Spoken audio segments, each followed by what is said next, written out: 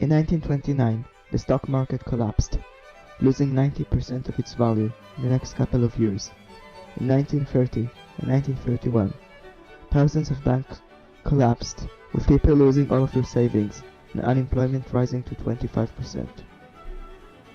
This event would go on to be named the Great Depression.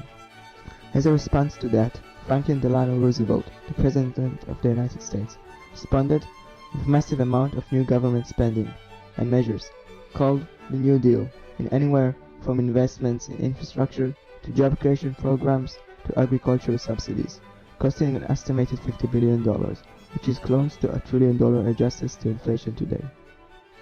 In 2008, the global economy crashed again. As a response to that, the US government spent up to hundreds of billions of dollars saving the banks, and up to $800 billion more in stimulus to promote economic growth and recovery. And the Federal Reserve, the Central Bank of the United States, created trillions of dollars in multiple programs out of thin air, and lowered interest rates to close to zero to increase demand and investments. In 2020, the coronavirus pandemic spread across the world, with governments imposing lockdown measures, thinking it would stop the spread of the pandemic, causing millions of people all across the world to lose their jobs, and countless of businesses to collapse.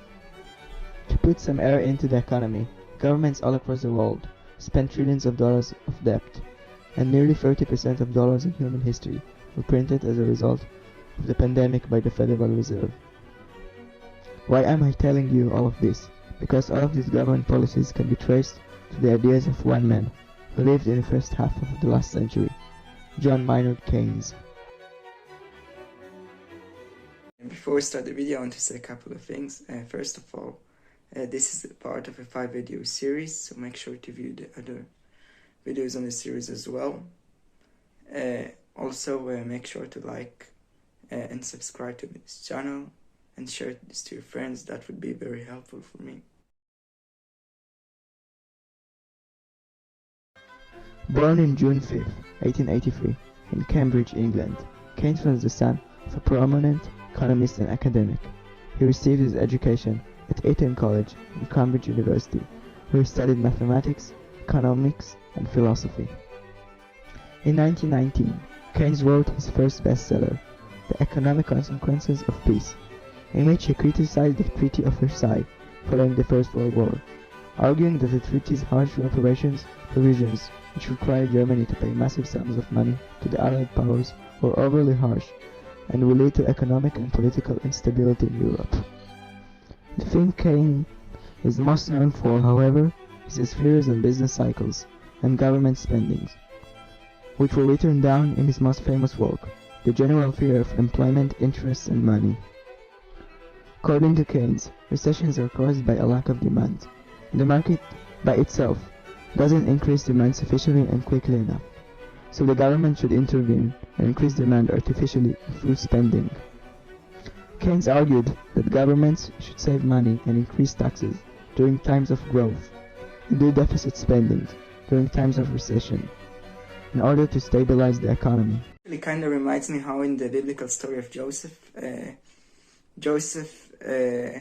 encourages Pharaoh to save up crops when there is a time of prosperity, in order to use it when there is famine and when there is drought.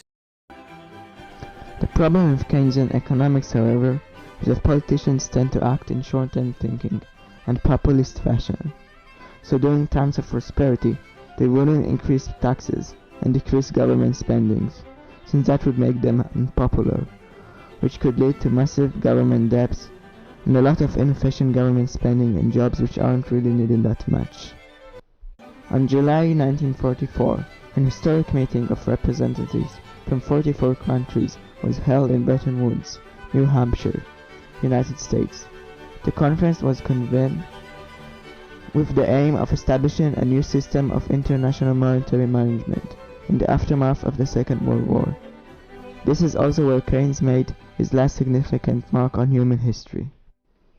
Keynes' ideas played a significant role in shaping the Bretton Woods agreements. He argued that the global economic system needed to be managed to avoid the kind of economic instability that had led to the Great Depression and the Second World War. He proposed a system of international monetary management that would be able to respond to changes in global economic conditions. Keynes actually argued for a global currency called the Bancor, which would be used for international trade and financial transactions, and a system of fixed exchange rates that would provide stability to the international monetary system.